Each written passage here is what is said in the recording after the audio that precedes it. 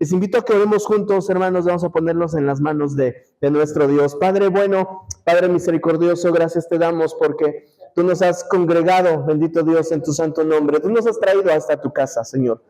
Hoy esta santa asamblea, bendito Dios, que se reúne en tu poderoso nombre, Señor, dispone su corazón para exaltarte, para bendecirte, Señor, para glorificarte. Señor, en esta hora que vamos a recibir de tu palabra, queremos disponer nuestro ser, Señor, nuestro corazón, para recibir lo que tú has preparado para nosotros. Permítenos, Señor, no solo recibirlo, sino poderlo atesorar en nuestro corazón, Señor. Que podamos recibir la palabra como si viniera de parte tuya y tu palabra sí lo expresa y verdaderamente viene de parte de ti, bendito Dios. Te rogamos tú hables a nuestra mente, a nuestro corazón, Señor. Transfórmanos por el poder de tu santo evangelio, bendito Dios. Nos encomendamos esta mañana en tus poderosas manos, en el poderoso nombre de tu Hijo Jesucristo, Padre. Oramos a ti. Amén y amén. Sé, hermanos, que están en una... Déjenme poner aquí mi cronómetro, no me voy a pasar de tiempo. Sé que ustedes están en una serie llamada... Bueno, es una serie acerca del libro de los Salmos. Dios en la ciudad, oraciones para la vida real. Y el día de hoy, hermanos, vamos a predicar acerca de una ciudad llena de caos. ¿Qué es lo que sostiene el futuro? Esto es muy importante que nosotros lo consideremos, hermanos. Y el día de hoy vamos a leer la palabra de nuestro Señor. Vamos a ir al Salmo 46, por favor, lo voy a leer. No sé qué versión de la Biblia usen ustedes, pero hoy voy a leer la nueva versión internacional. Vamos a leer todo el Salmo y le pido que usted me acompañe con su vista, por favor. Va a estar aquí adelante. Mire usted, dice la Escritura, Salmos 46. Sígame con su vista, por favor, dice la palabra de Dios. Dios es nuestro refugio y nuestra fortaleza, nuestra segura ayuda en momentos de angustia. Por eso no temeremos, aunque se desmorone la tierra y las montañas se hundan en el fondo del mar, aunque rujan y se encrespen sus aguas, y ante su furia retiemblen los montes. Hay un río cuyas corrientes alegran la ciudad de Dios, la santa habitación del Altísimo. Dios está en ella, la ciudad no caerá. Al rayar el alba, Dios le brindará su ayuda. Se agitan las naciones, los reinos caen. Dios deja oír su voz y la tierra se derrumba. El Señor de los ejércitos está con nosotros, nuestro refugio es el Dios de Jacob. Vengan y vean los portentos del Señor. Él ha traído ruina sobre la tierra, ha puesto fin a las guerras en todos los confines de la tierra, ha quebrado los arcos, ha destrozado las lanzas, ha arrojado los carros al fuego. Quédense quietos, reconozcan que yo soy Dios, seré exaltado entre las naciones, seré enaltecido en la tierra. El Señor de los ejércitos está con nosotros, nuestro refugio es el Dios de Jacob. Amén, hermanos. Con el favor de Dios, vamos a ver el pequeño bosquejo de lo que vamos a recibir en esta mañana de parte de nuestro Dios. Con el tema, ya lo hemos visto, una ciudad llena de caos, ¿quién sostiene el futuro?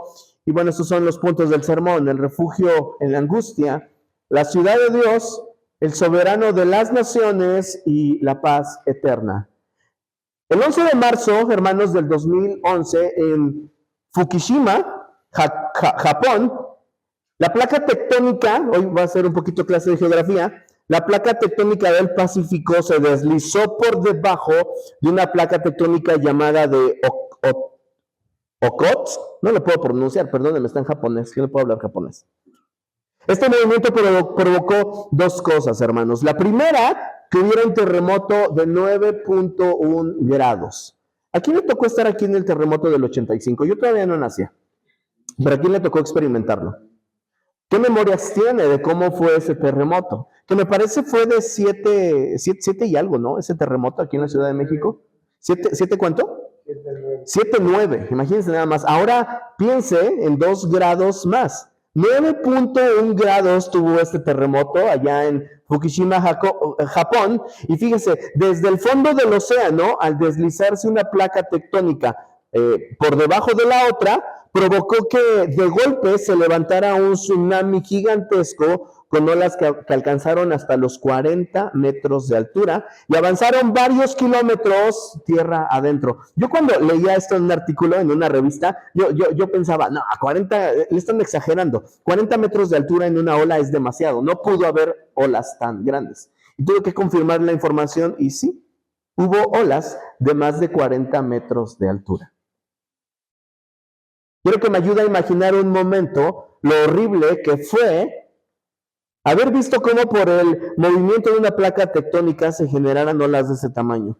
Imagina un momento conmigo cómo debió ser que en medio de un terremoto, 9.1 grados, se levantan las olas y el mar cubre ciudades. En cuestión de minutos, ciudades enteras fueron arrasadas. Alrededor de 18,000 personas murieron o ya no supieron qué fue lo que ocurrió con ellas.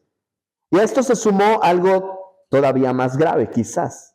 Las inundaciones hicieron que el nivel del agua llegara hasta donde estaban los reactores nucleares de Fukushima, yo no me acuerdo cómo se pronuncia, pero el punto es que el agua empezó a meterse en la ciudad y dejó sin energía los reactores nucleares.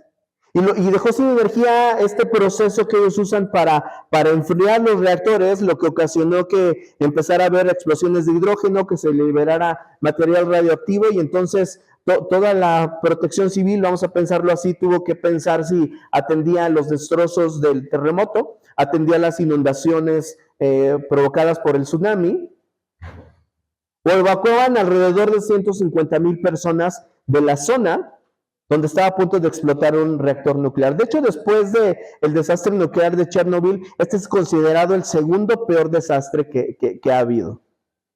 Imagínense lo que hubiera sido si usted y yo nos hubiera tocado vivir esta experiencia.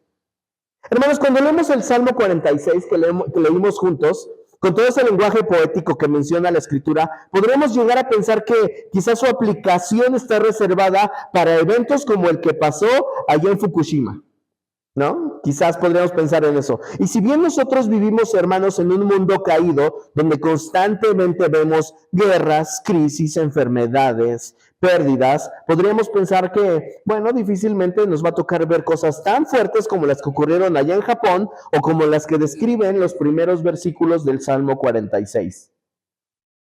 Y todavía complejemos esto un poquito más. Leyendo este salmo, hermanos, ¿cómo encontramos a Cristo y cómo encontramos la fuerza del Evangelio en medio de estas circunstancias?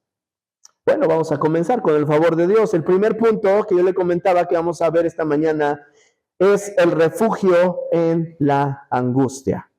Dice el versículo 1 de la lectura que ya tuvimos juntos: Dios es nuestro refugio y nuestra fuerza, nuestra segura ayuda en momentos de angustia. La versión 60, que es con la que yo crecí, quizás me aprendí de memoria este texto, dice: Dios es nuestro amparo y nuestra fortaleza, nuestro pronto auxilio en las tribulaciones. Fíjese, la Biblia no dice que Dios nos da refugio o que Él sea una especie de refugio. La Biblia asegura que Él es nuestro refugio.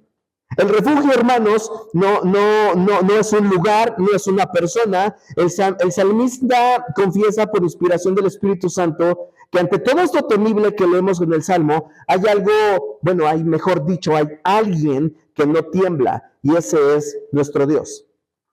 La verdad del Evangelio, hermanos, es que Cristo es la roca que permanece cuando el mundo se derrumba. No solo es que el Señor nos ofrezca seguridad, Él mismo es la seguridad. De hecho, nuestra única certeza y seguridad, hermanos. Qué precioso es que la Biblia diga que Él es una ayuda segura y que Él es nuestro pronto auxilio, que el Señor está cercano a nosotros. Y qué bueno, hermanos, que la cercanía de Dios a su pueblo, a cada uno de nosotros, no sea directamente proporcional al tiempo que nosotros tardamos en buscarle. Porque acompáñenme a meditar en esto. ¿Qué pasaría si Dios dijera: sabes, me voy a tardar en responderte el mismo tiempo que tú tardaste en venir a buscarme? Estaríamos metidos en problemas.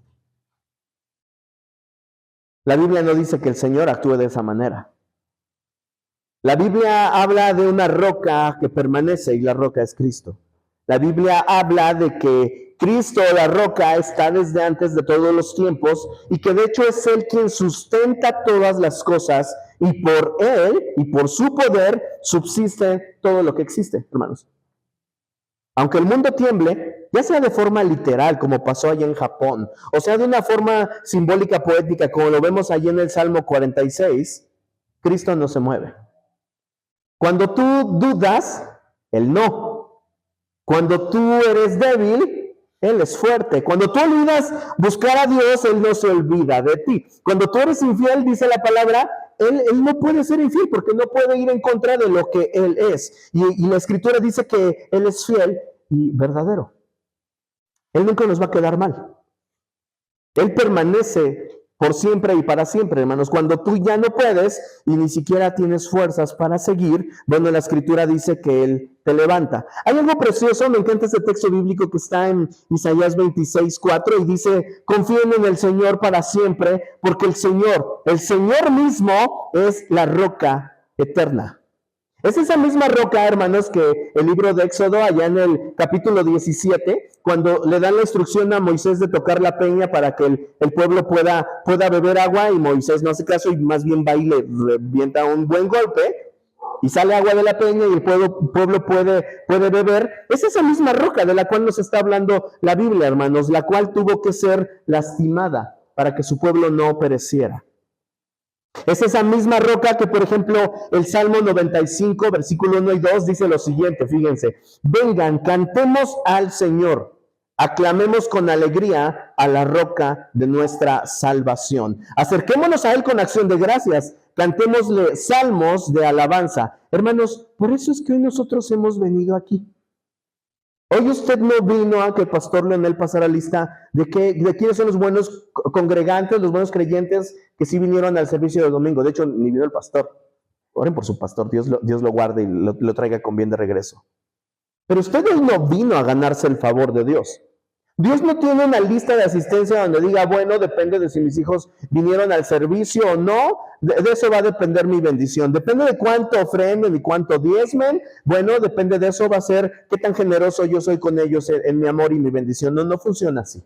Y yo sé que su pastor lo enseña de esta manera, porque su pastor les enseña la sana doctrina. Y hermanos, nosotros venimos porque ya hemos recibido el amor, favor y salvación de nuestro Dios. Por eso venimos un día del Señor, a darle las gracias, a reconocerlo sobre todas las cosas, a agradecerle por lo que Él ya ha hecho por nosotros. Dice el Salmo, vengan, cantemos al Señor. De verdad, cuando usted ve que está aquí adelante Chuy, que está nuestra hermana Karina, el resto de los hermanos del grupo, unámonos al canto con ellos. A mí me dio gusto que cuando llegué estaban cantando, porque es algo, hermanos, que no es un tiempo ahí que tiene que anteceder la prédica porque a alguien se le ocurrió y bueno, hay que hacer tiempo en lo que llega el predicador o ya revisa el bosquejo de su sermón. No, hermanos. Dice la Escritura, vengan, cantemos al Señor y cantemos con alegría a esa roca de nuestra salvación. Es necesario, hermanos. Nosotros lo necesitamos, cantarle a aquel que nos ha dado vida y salvación. Dice la Escritura, acerquémonos a Él con acción de gracias.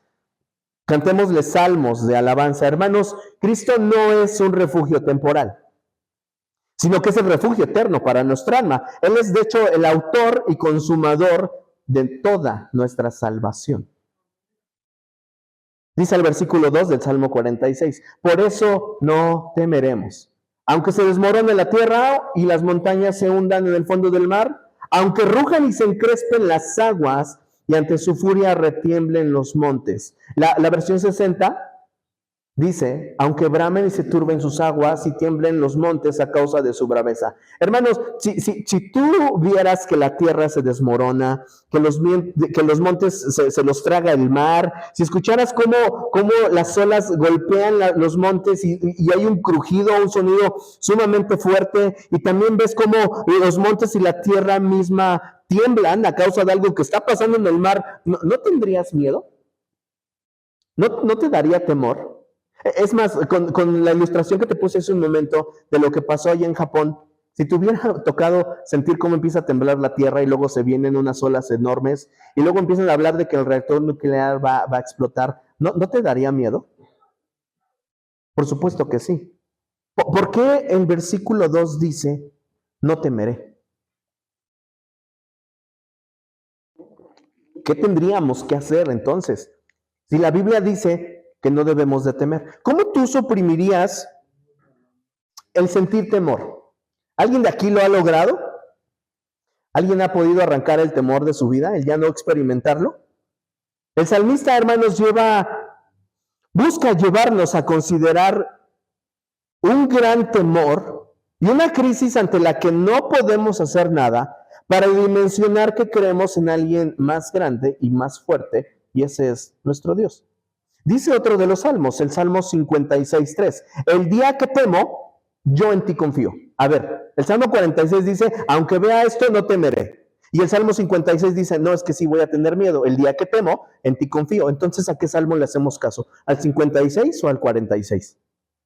Depende el día, depende de la predicación, o en realidad los salmos nos están hablando de lo mismo. Que ante las circunstancias que a nosotros nos exceden, no tenemos mayor esperanza que poner toda nuestra confianza en el Señor Jesús. La Biblia va a hablar en el versículo 4, acerca de la ciudad de Dios. Pero sabe, antes de ir a ese punto, yo quisiera comentarle algo. En la formación que yo tuve de iglesia, desde que yo estaba chiquito, si un día nosotros teníamos una cuestión difícil de afrontar, quizás el pastor, no sé, disponía el tiempo, iba a buscarnos a casa y nos leía la palabra de Dios, hacía una oración, pero a veces los ministros podrían hacer una pregunta que a nosotros nos dejaba tensos y nerviosos.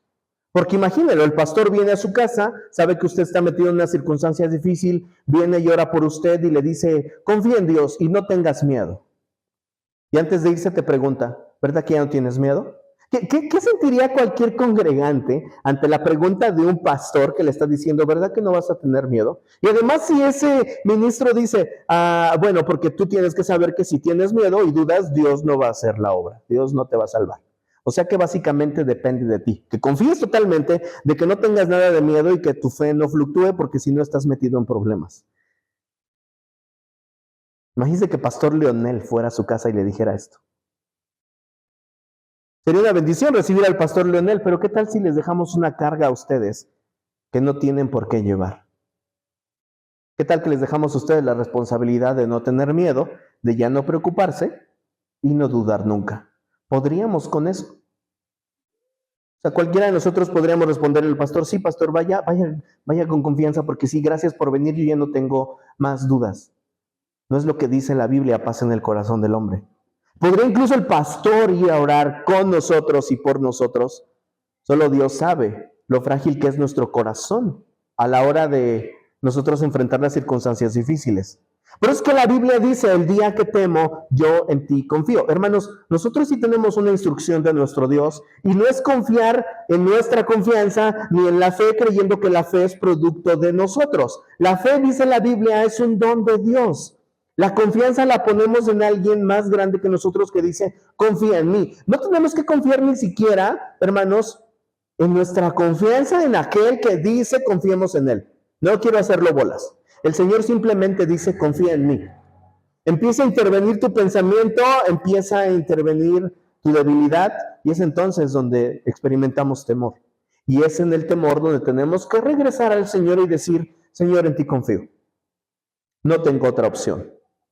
El punto 2 de este sermón es la ciudad de Dios y dice el versículo 4, hay un río cuyas corrientes alegran la ciudad de Dios, la santa habitación del Altísimo. Dios está en ella, la ciudad no caerá. Al rayar el alba, Dios le brindará su ayuda. Se agitan las naciones, los reinos caen. Dios deja oír su voz y la tierra se derrumba. Hermanos, la Biblia dice que hay una ciudad de Dios, que es donde Dios habita, que es esa ciudad que no caerá jamás. ¿Cuál es esa ciudad de Dios? Algunos dicen que es Israel allá en Oriente, pero pues no es.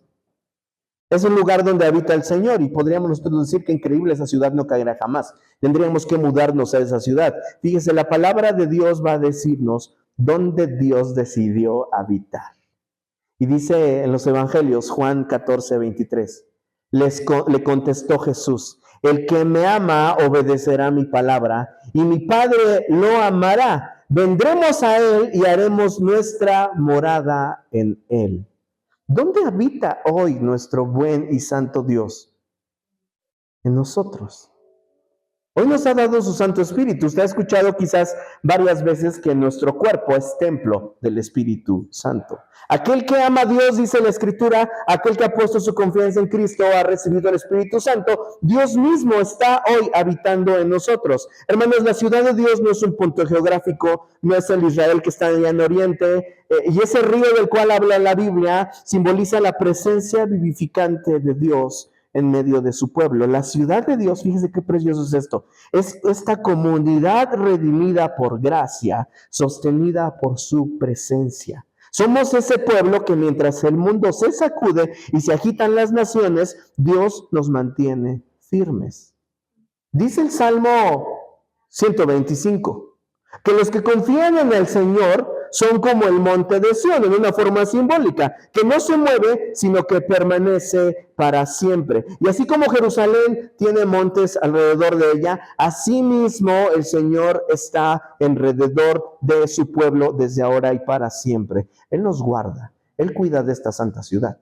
¿Cuál es esa ciudad, hermanos? ¿De quién está hablando el Salmo cuando habla de esa ciudad que la riega un río y trae mucha alegría? Está hablando de nosotros que por puro amor y misericordia y gracia de Dios, hoy somos su pueblo. En Cristo, hermanos, Dios literalmente habitó entre nosotros. El Verbo se hizo carne y habitó entre nosotros, dice Juan 1:14. Hoy la presencia continua del Espíritu Santo, esas corrientes que fluyen y dan alegría a la iglesia, son solo obra de nuestro Señor. Alegría que nos debe dar saber que hay alguien que hoy nos sostiene. El soberano, hermanos, que habla este salmo, que está sosteniendo a las naciones, que las juzga, que las gobierna, es el que tiene misericordia y cuidado especial de este pueblo. Dice el versículo 7, y ahora voy a ir al punto 3 de este sermón, hermanos. El soberano de las naciones, dice el versículo 7 de la palabra de Dios. El Señor de los ejércitos está con nosotros. Nuestro refugio es el Dios de Jacob. Vengan y vean los portentos del Señor. Él ha traído ruina sobre la tierra. Ha puesto fin a las guerras en todos los confines de la tierra. Ha quebrado los arcos, ha destrozado las lanzas. Ha arrojado los carros al fuego. Hermanos, una vez más la Biblia nos insiste a confiar en aquel que es nuestro único refugio, nuestra única certeza. La única certeza absoluta, de hecho, que tenemos en Él. Hermanos, a nosotros nos podrían fallar los amigos, la familia. Pueden fallar las finanzas, nuestra salud. Lo único que permanece allí y nunca va a fallar es nuestro buen y santo Dios. La Biblia tiene una expresión muy particular cuando de este mismo salmo, pero en la versión 60 dice, bramaron las naciones, titubearon los reinos, dio él su voz, se derritió la tierra. Si prestamos atención, hermanos, las naciones hoy se rebelan contra Dios. Lo dice muy fuerte, las naciones bramaron las naciones. ¿Sabe? Hoy las naciones están haciendo eso delante de nuestro Dios. Y no tendríamos que ir muy lejos.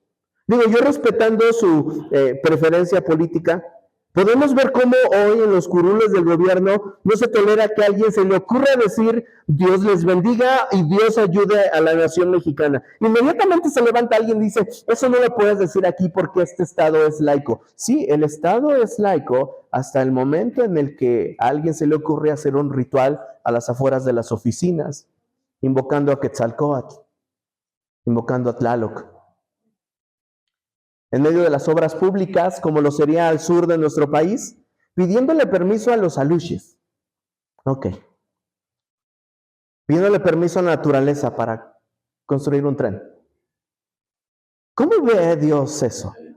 ¿Cómo observa nuestro buen y santo Dios a una nación que le da la espalda y persevera en la idolatría?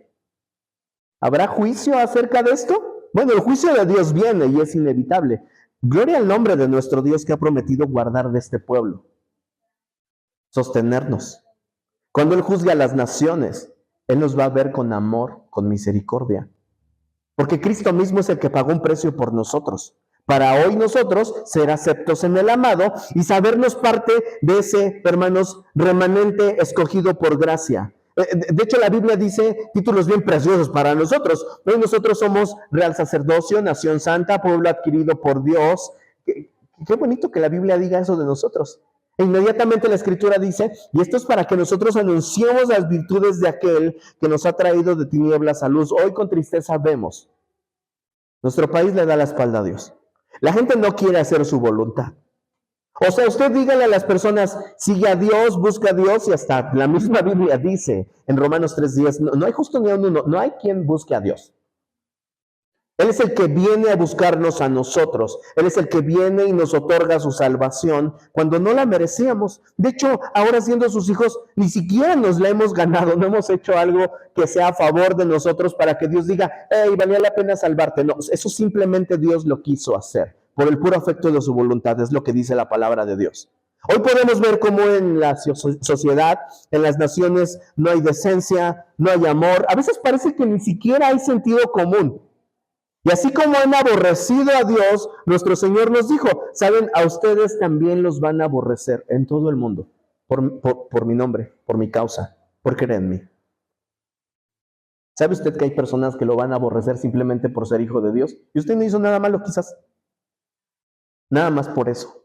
No van a quererlo a usted. El Señor Jesús lo dijo, el mundo ama lo suyo, pero como ustedes no son del mundo, están en el mundo, pero yo lo sé. Apartado del mundo.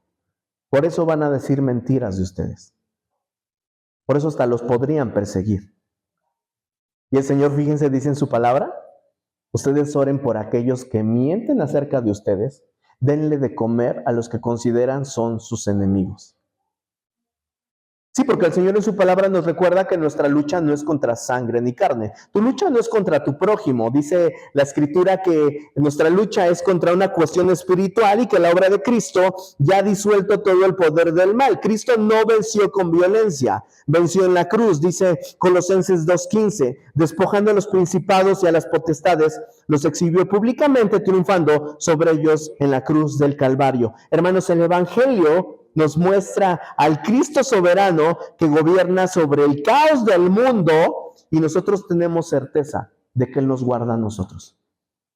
A este pueblo, hermanos, no los va a dejar solo. Viene noviembre, diciembre y sin la intención de hacer un juicio de valores de otras congregaciones, ni volvernos catadores de sermones. Bueno, hay quienes cada año dicen, este año es el bueno y es el año de tu cosecha, es el año de tu promoción, viene un avivamiento, ve el fuego que viene. La Biblia dice otra cosa. No necesariamente la gente va a estar deseosa de correr a la iglesia y llenar las sillas que están vacías. La Biblia no anuncia un avivamiento increíble porque el mayor avivamiento que la humanidad va a poder experimentar, sabe, ya sucedió. Y fue cuando el Hijo de Dios vino a darnos vida y salvación. La Biblia dice que en los postreros tiempos la maldad iba a aumentar y el amor de muchos se iba a enfriar. Dios va a seguir guardando a su pueblo en medio de esto. El Evangelio, hermanos, nos muestra a Cristo siendo el soberano entre las naciones, gobernando sobre todo el caos del mundo. Dice literalmente la Biblia, Él hace cesar las guerras, destruye las armas. Solo Él puede traer verdadera paz. Él es el Rey victorioso, hermanos, que reina sobre todas las naciones y un día toda rodilla se doblará delante de Él. Hermanos, nada escapa del control de nuestro Dios, ni los gobiernos, ni las guerras, ni los temores personales. Hoy podemos nosotros vivir en paz sabiendo que el trono no está vacío. Nuestro Salvador vive y reina y lo va a hacer para siempre. Hermanos, nuestro Dios no solo nos ofrece paz, Él es la paz absoluta que nosotros podemos recibir. De hecho, el Señor Jesús dijo en su palabra, yo les doy paz, pero no como se las va a ofrecer el mundo. Yo les ofrezco verdadera paz. Y es entonces cuando llegamos al cuarto punto de esta predicación, hermanos. La paz eterna que Dios ofrece. El versículo 10 del Salmo 46 dice, quédense quietos, reconozcan que yo soy Dios. Seré exaltado entre las naciones, seré enaltecido en la tierra. El Señor de los ejércitos está con nosotros. Nuestro refugio es el Dios de Jacob. Fíjense, la Biblia dice, quédense quietos, Reconozcan que yo soy Dios. Me encanta también cómo lo dice la versión 60 y lo expresa de esta manera. Estad quietos y conoced que yo soy Dios. Es como más directo. ¿Recuerdas, hermanos, que en los primeros versículos de este salmo, el salmista buscaba llevarnos a considerar un grande temor y una grande crisis ante la que no podíamos hacer nada para dimensionar que creemos en alguien mucho más grande y fuerte que verdaderamente lo tiene todo en control? Bueno, aquí en la Biblia, fíjate cómo lo expresa. Permanece quieto, estad quietos. Y fíjate, esto no significa un estado de pasividad, no significa que tengas que no hacer nada. Más bien, tienes que enfocar, fíjate, tus pensamientos en dejar de luchar con tus propias fuerzas. Esto yo sé, no importa si tienes tiempo ya escuchando del Evangelio, es un discurso que nos han dicho muchas ocasiones. No es en tus fuerzas, es en las fuerzas del Señor. Y pues bueno, en realidad es una verdad bíblica. El tema, hermanos, es que es difícil tú asumir y abrazar la idea de que no controlas todas las cosas. Es algo que tiene que bajar a nuestro corazón. No controlamos todas las cosas. Y si tú te pareces a mí, que a veces tenemos una actitud un tanto controladora, el día que nos damos cuenta que no podemos controlar todo y que hay cosas que verdaderamente se salen de nuestro control, nos ponemos nerviosos. Algunos se enojan, quizás soy yo de ese grupo. Pero también soy del grupo de los que cuando vemos que las cosas salen de control, solemos ponernos tristes porque no podemos hacer nada al respecto. Pero hermanos, esto es necesario. Tienes que dejar de cansarte tratando de cargar lo que no puedes cargar. Si no, entonces, ¿por qué el Señor dice que le traigas tus cargas a Él? ¿Por qué te hace la invitación a dejarte como su oveja, ser pastoreado junto a aguas de reposo, mientras Él te da descanso, mientras Él guarda de ti? ¿Por qué nos hace esa invitación? ¿Sabes? Hay creyentes que creen que entre más sufran, son más aceptos delante de Dios. Que por alguna razón Dios los ama más porque ellos están sufriendo más. De hecho, no sé si por ahí se han encontrado la frase que algunos se consuelan diciendo, es que Dios le entrega sus peores batallas a sus mejores guerreros. ¿Dónde dirá eso la Biblia? Está interesante. No lo dice. Cuando la Biblia dice estad quietos, es un llamado a reconocer la soberanía de Dios y a rendirse ante su majestad, ante su poder, porque Él sí tiene todo en control. Nosotros no, aunque lo deseemos y lo anhelemos. Ojalá aquí no haya creyentes, como a veces hay algunos lados que dicen, no es que por eso hay que vibrar alto, por eso hay que decretarlo. No, tampoco lo dice la Biblia. Tenemos que someternos a su buena y santa voluntad, a su perfecto propósito, ese que ya pensó desde la eternidad para cada uno de nosotros. Hermanos, el Salmo termina cerrando diciendo, el Señor de los ejércitos está con nosotros. Eso debe darte paz. ¿Cuánta tentación tenemos a no descansar en el Evangelio? Saben, como predicadores a veces, por lo menos yo me he sentido tentado en ocasiones a no predicar el Evangelio, porque tengo la ilusa idea de que si empiezo a predicar que deben hacer algo para entonces ganarse el favor de Dios, va a haber los resultados que yo espero la iglesia Sion tenga. Yo me siento tentado a eso. Y mientras tengo ahí la intención de empezar a escribir el sermón, siento cómo Dios habla a mi corazón y dice, no es lo que yo digo en mi palabra, les tienes que hablar de mi amor, de mi fidelidad, de lo que yo ya hice por ellos. Porque, hermanos, el Evangelio no son cosas que tú tienes que hacer. Este salmo no te lleva a ti a hacer algo. Este salmo te lleva a confiar plenamente en lo que el Señor ya ha hecho por ti, porque esto es el Evangelio, lo que ya se hizo a tu favor, y eso te debe de dar paz. ¿No sientes paz al escuchar esto? Por eso es importante que se nos predique el Evangelio.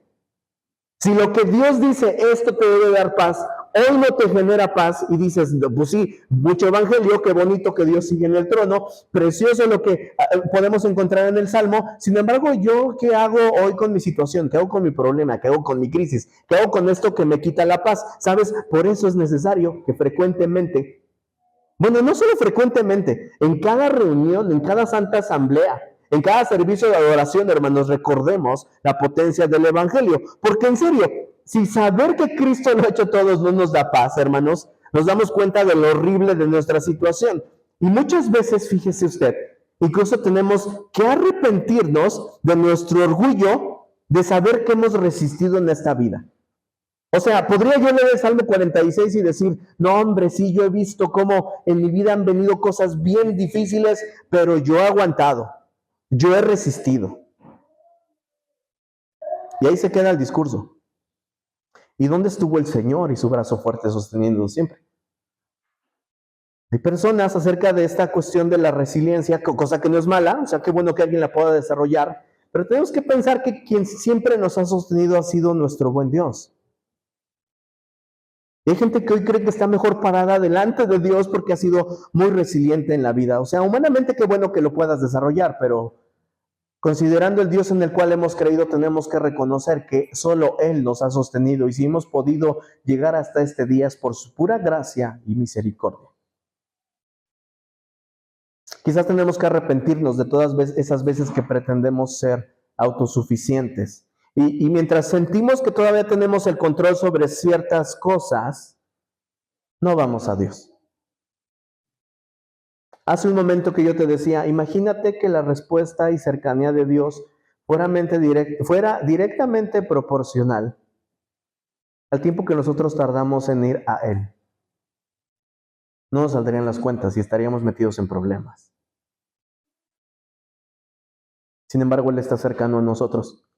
Karina, la hermana Karina, hoy mientras cantaba decía, en la semana encontramos muy buenas cosas por hacer. Lavar ropa no es pecado. Limpiar la casa no es pecado. Ir a trabajar no es pecado.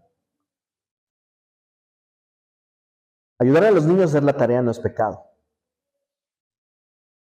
¿Sabes qué es lo complicado de esto? Que siempre encontramos algo mejor que hacer que ir a buscar a nuestro Señor. Y si tú has actuado de esa manera, por supuesto que tenemos que reconsiderar cómo estamos llevando nuestra dinámica de vida. Pero antes de yo hacerte sentir mal, yo lo que te quiero decir es que a pesar de tú hacer eso, ¿cómo es Dios de fiel contigo? ¿Cómo es Dios de misericordioso con cada uno de nosotros? Él está cercano a nosotros. Él decidió apartar un pueblo, hermanos, y hacerlo su pueblo. Por alguna razón que solamente Él sabe, por el puro afecto de su voluntad, Él quiso hacernos esa nación santa de la cual Él se ha comprometido a guardar siempre. Es triste ver cómo en los evangelios del Señor Jesús le menciona al pueblo de los judíos y les dice, ¿cuántas veces no quise yo juntarlos como una gallina junta sus pollitos y tú no quisiste? Resistiéndote siempre a mi amor. Cuando yo pienso en cómo me resisto a disfrutar solo de la presencia y del amor de Dios, antes de pedirle, antes de exigirle, antes de contarle de mis problemas y de mis cargas, simplemente para ir y disfrutar de su amor y de su misericordia, cuando yo me encuentro analizando mi vida, de cuánto me resisto a ir a sus llamados que Él me hace. Cuando Él habla mi nombre y dice, quiero cenar contigo y que tú cenes conmigo, y veo cómo yo encuentro algo mejor que hacer, me da mucha tristeza. No sé si a usted le pasa igual. Y a veces termino pensando, Señor, me doy cuenta de mi miseria, me doy cuenta de mi fragilidad. Y aún así me has llamado tú a tu servicio para yo predicarle a tu iglesia. Y es allí, hermanos, donde tenemos que darnos cuenta de lo indignos que somos, de su amor y su misericordia. Y en medio de esa indignidad Él nos sigue amando. Yo hoy necesito quedarme quieto para solamente confiar en lo que Cristo ha hecho por mí. ¿Sabes? Si tú le preguntaras a algunos judíos, ¿por qué guardan el sábado? Ellos dirían, bueno, porque es un mandato en la ley, por supuesto que sí. ¿Y por qué es un mandato en la ley? Bueno, porque la Escritura dice que Dios, al haber terminado toda su creación, descansó el séptimo día y lo santificó. ¿Por qué Dios tuvo que descansar ese séptimo día? ¿Has considerado que el Señor lo hizo para que nosotros nos diéramos cuenta que su obra había sido hecha de forma tan perfecta que no había nada más que hacer, sino solamente descansar? ¿Por qué tú y yo venimos el domingo a la iglesia? ¿A llenar requisitos? ¿A ganarnos el favor de Dios? ¿O a descansar en esa obra perfecta que ya se hizo en su totalidad, a la cual no hay que agregarle nada? Hay muchas personas, no solo en Fuente, no solo en Sion, en la Iglesia Universal, que tenemos que analizar los motivos por los cuales decimos hay que ir a la iglesia, hay que ir a el servicio de adoración, es día del Señor, tenemos que congregarnos. Muchas personas que hoy se están congregando por las razones equivocadas. Muchos solamente para que el pastor les ponga su palomita de asistencia. Hermanos, pero hoy, por eso tenemos que recordar que venimos a la iglesia a recordar la obra perfecta que Cristo hizo para darnos paz para con Dios. Dice Romanos 5:1. Por lo tanto, ya que fuimos hechos justos a los ojos de Dios por medio de la fe, tenemos paz con Dios, gracias a lo que Jesucristo nuestro Señor hizo por nosotros. Hermanos, el Evangelio nos invita a adorar en medio de este salmo, no a tener miedo. El Señor de los ejércitos, dice la Escritura, está con nosotros. Nuestro refugio siempre, siempre, siempre va a ser el Dios de Jacob. Nosotros solemos ponerle tiempo a Dios para que Él responda, para que Él obre, cuando en realidad Él ya lo ha hecho todo, hermanos. A veces creemos que Dios no va a seguir siendo fiel, cuando hasta este día solamente su fidelidad nos ha sostenido. A veces creemos que el día que nos portamos bien, bueno, las traemos bien con Dios, todo debe ocurrir bien. Confiemos en nuestras obras. Me he portado bien, Dios tendría que bendecirme. Y el día que me porto mal, me empiezo a poner nervioso y digo, ¿a qué hora va a venir lo malo? Cuando la misma palabra de Dios dice que ninguno de nosotros hemos recibido el pago de nuestras acciones como debería de ser. ¿Qué hemos recibido más bien? Amor y bondad de parte de nuestro Señor. Hermanos, el Evangelio no nos invita a temer, nos invita a adorar a Dios por lo que Él ya ha hecho por nosotros. Esa promesa de que Él va a cuidar de este remanente escogido por gracia, de esta nación santa, de este pueblo adquirido por Dios, de este real sacerdocio, de este linaje escogido, el cual somos nosotros, hermanos. Él sigue manteniendo esos títulos para su iglesia porque Él decide hacerlo, porque Él simplemente ha querido amarnos. Hermanos, el Salmo 46 paso a paso nos lleva a nosotros poder observar y confiar en Cristo, porque cuando el mundo tiembla, cuando todo se desmorona, cuando todo tambalea, Él es nuestro refugio, siempre va a hacerlo. Cuando la iglesia necesita consuelo, hermanos, Él siempre va a estar presente, siempre.